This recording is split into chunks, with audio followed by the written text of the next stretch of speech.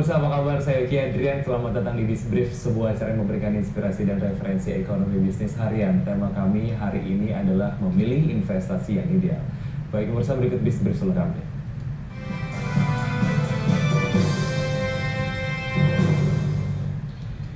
Di luar sana terdapat banyak pilihan investasi. Semakin tinggi potensi imbal hasil sebuah investasi, maka semakin tinggi pula resikonya. Lalu bagaimana memilih investasi yang memiliki potensi imbal yang tinggi, namun secara risiko masih dapat terukur? Berikut tayangannya.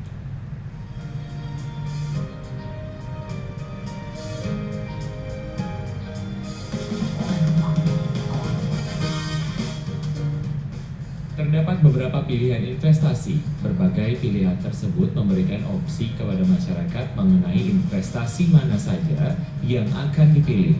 Semua jenis investasi menawarkan potensi dan karakteristik masing-masing produk. Semakin tinggi potensi imbal hasil, maka semakin tinggi pula resikonya. Beberapa fund manager berpendapat kunci dari investasi adalah bagaimana investor memilih produk yang sesuai dengan karakter risiko, tujuan investasi, dan jangka waktu berinvestasinya.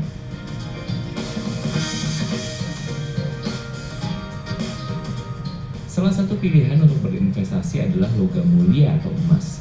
Apalagi di tengah ketidakpastian kondisi pasar keuangan dan ekonomi global, emas masih mungkin menjadi pilihan investasi yang aman atau safe haven bagi investor. Namun, seberapa amankah emas menjadi sebuah pilihan investasi? Kemudian, sejauh manakah hal tersebut dapat diketahui oleh masyarakat?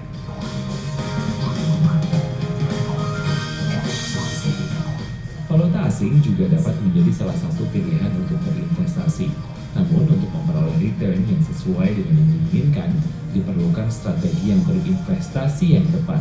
Karena investasi valuta asing dikenal sebagai investasi dengan karakteristik high risk, high return. Artinya, tinggi nilai keuntungannya, tinggi juga resikonya.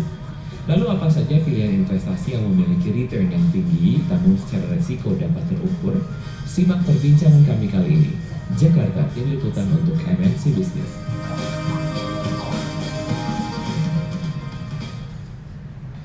Ya, untuk membahas tema kami hari ini mengenai memilih investasi yang ideal, telah hadir bersama saya di studio Bapak Johannes Ginting, adalah Head of Education dari Monex. Ini adalah perusahaan pialang berjangka ya. Baik, apa kabar Pak Johannes? Yes, terima kasih banyak. Ya. Hari ini kita kemudian akan membuat Bisbrief Special Edition, yaitu adalah ini edisi edukasi lah ya, dimana akhirnya Bapak kemudian selaku Head of Education dari Monex memberikan beberapa referensi ataupun mungkin beberapa informasi terkait dengan mungkin masyarakat ataupun pemirsa mulai melek investasi, tidak bank minded lagi, akan menginvestasikan dananya gitu. Banyak cerita-cerita mengenai banyak pilihan investasi yang ada di luar sana. Ini kemudian nanti Anda juga bisa memberikan semacam kelebihan dan juga kekurangan dari salah satu investasi. Namun sebelum kita kemudian membahas itu, bicara mengenai kondisi ekonomi Indonesia, katanya ini adalah sebuah momen yang tepat apabila semakin banyak masyarakat yang melek investasi dibandingkan dengan bank minded. Apa pendapat Anda mengenai hal ini, Pak?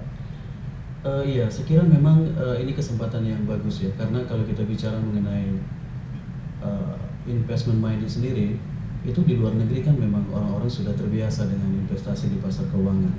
Nah, kalau di Indonesia ini kan masih belum ya. Jadi orang-orang masih cenderung ya kalau investasi ya di bank gitu, simpan uangnya di bank. Padahal sebenarnya mereka bisa mendapatkan imbal hasil yang lebih tinggi kalau mereka tahu ada investasi-investasi yang menarik di luar sana. Nah, jadi saya kira ini kesempatan, apalagi kalau kita lihat dari kondisi pergerakan harga sekarang ya, bagaimana pergerakan misalnya major currency atau juga misalnya emas ini kan yang lagi hot sekarang ini. Nah, selalu ada sebenarnya kesempatan-kesempatan yang dimana kita bisa mendapatkan keuntungan kalau kita tahu caranya. Oke, Indonesia menjadi satu negara yang kemudian diperhitungkan jika dibandingkan dengan negara-negara lain saat ini. Waktu itu kemudian yang dijadikan kiblat ekonomi adalah Amerika ataupun China, maksud saya Eropa. Sekarang kemudian menjadi ke Asia dan juga ASEAN.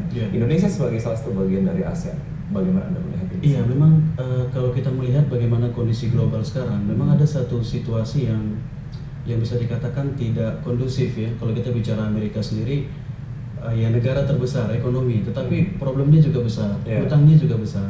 Apalagi kalau bicara mengenai pertumbuhan ekonomi juga sekarang lagi sedang dipertanyakan nih oleh para investor, apakah benar Amerika ini sekarang kondisi ekonominya lebih baik, apalagi ketika mereka melihat tingkat pengangguran yang cukup tinggi gitu ya. Nah ini satu masalah. Kemudian kalau kita bicara Eropa juga demikian, dan masalah hutangnya itu kan ya mungkin saya katakan masih jauh dari kata selesai gitu ya. Setelah Yunani diberikan bailout, ada penyelamatan, mungkin akan muncul lagi negara-negara yang lain akan menjadi korban berikutnya. Jadi mau tidak mau, saya melihat para investor sekarang mencari di mana mereka melihat kondisi ekonomi yang lebih kondusif, kondisi ekonomi yang lebih baik, dan itu memang masuk ke Asia, mungkin salah satunya Indonesia. Apalagi Indonesia sudah mendapatkan investment grade.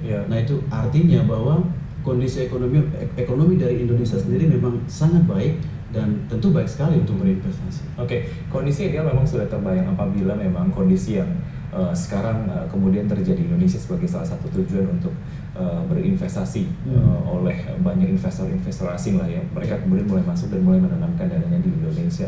Apakah ini juga seiring dengan jumlah dari masyarakat yang kemudian sudah mulai investasi? Saya mendengar bahwa masyarakat kita memang belum terlalu ideal secara jumlah, mereka belum terlalu banyak mulai investasi.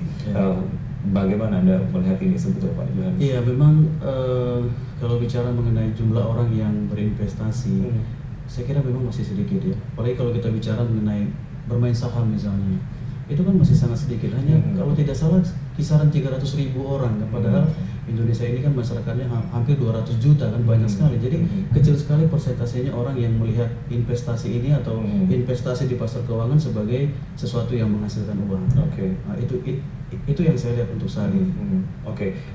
Keuntungan apabila kita menginvestasikan dana kita di dalam salah satu investasi misalnya, mengingat ini banyak kemudian pilihan-pilihan investasi di luar sana.